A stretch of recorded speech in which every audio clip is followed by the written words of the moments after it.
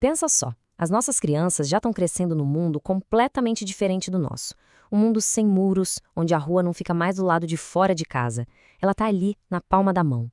Essa nova realidade é incrível, claro, mas ela também traz perigos que a gente nem sempre consegue ver, ameaçando a identidade, os valores e a segurança de toda uma geração. A questão hoje não é mais se a gente deve agir, mas como. E a resposta para isso não está numa pessoa só, está em todos nós. Para a gente entender bem esse tema, aqui está o nosso roteiro. Primeiro, vamos mergulhar nessa nova realidade digital das crianças. Depois, vamos conhecer uma nova lei, que é uma ferramenta e tanto. Aí, a gente vai apontar uma falha, um buraco que está atrapalhando tudo. E no final, a gente explora como podemos juntos construir um escudo para proteger o que a gente tem de mais valioso. Para a gente sentir a urgência do assunto, primeiro a gente precisa entender o tamanho dessa nova realidade. Os números que vamos ver agora, olha, eles são muito mais do que só estatísticas, viu? São retrato da infância de hoje. Olha só este número, 92%. É isso mesmo, quase a totalidade das crianças e adolescentes entre 9 e 17 anos no Brasil usam a internet. Sabe o que isso significa na prática? Que o mundo digital não é só uma parte da vida deles, é o ambiente onde a vida deles acontece. E o mais impressionante é o quão cedo essa imersão começa. 28% deles, quase 1 em cada 3, começou a usar a internet antes mesmo de fazer 6 anos de idade.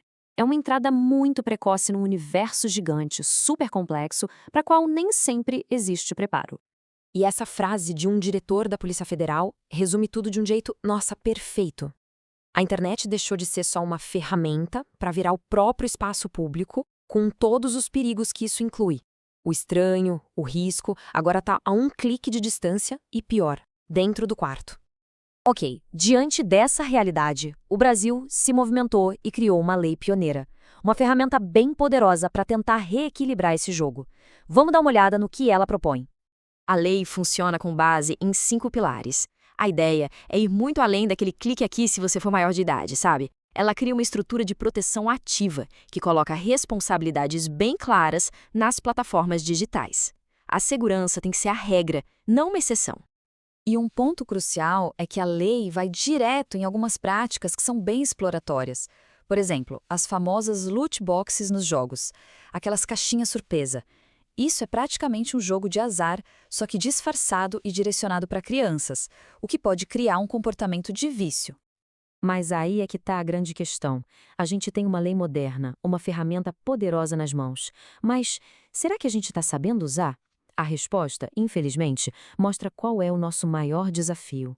Esse gráfico aqui escancara o problema. A preocupação dos pais e responsáveis está lá em cima, quase 90%. Mas o conhecimento prático de como usar as ferramentas de proteção, como o controle dos pais, por exemplo, esse conhecimento despenca para só 37%. É um abismo entre sentir o perigo e saber como agir. E para piorar, olha que coisa maluca. Este gráfico mostra que metade dos pais está aprendendo sobre segurança na internet com os próprios filhos.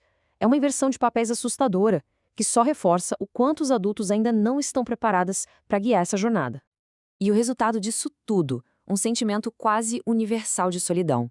82% se sentem sozinhos nessa batalha. É um fardo pesado demais para uma pessoa ou uma família carregar. Só que a solução nunca foi pensada para ser um esforço individual.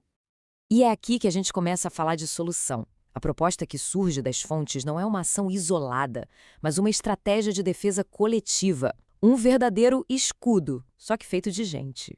Essa abordagem é muito inteligente, porque transforma um problema que parece gigante e individual numa missão coletiva que dá para gerenciar. É um chamado mesmo, para que cada um ocupe o seu posto nessa linha de defesa. A primeira camada, a linha de frente desse escudo, é a família. Ela tem o dever legal e moral de exercer um cuidado ativo e contínuo. E isso não é só vigiar, não. É educar, é conversar, é usar as ferramentas que existem para proteger um ambiente mais próximo da criança. A segunda camada de proteção é a escola. A responsabilidade aqui é construir resiliência digital, sabe? Ensinar a navegar com um olhar crítico. E mais, a escola é um lugar estratégico para perceber os primeiros sinais de que uma criança pode estar em perigo online. A terceira camada é formada pelas plataformas de tecnologia.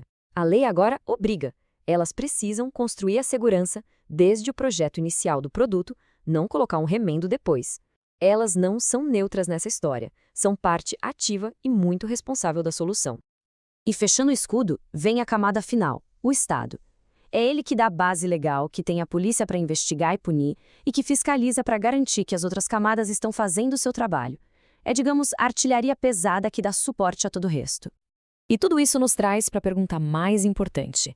Depois de entender essa estrutura, de ver o mapa da batalha, a gente se pergunta, inevitavelmente, tá, mas e eu? Qual é o meu papel nisso tudo? Porque uma lei por si só é só tinta no papel. Ela não tem poder nenhum. Ela só ganha vida, só vira uma arma de proteção de verdade quando a sociedade se mobiliza, a usa e exige que ela seja cumprida. No fim das contas, proteger a moral, a identidade e os valores das nossas crianças é uma tarefa que vai muito além da porta de casa. É sobre construir um ambiente digital que seja seguro para todos. O escudo cibernético é formado por pessoas, por cada um de nós. A batalha pela segurança da próxima geração está acontecendo agora, e ela exige uma escolha. A pergunta que fica no ar é: qual vai ser o nosso papel na formação deste escudo?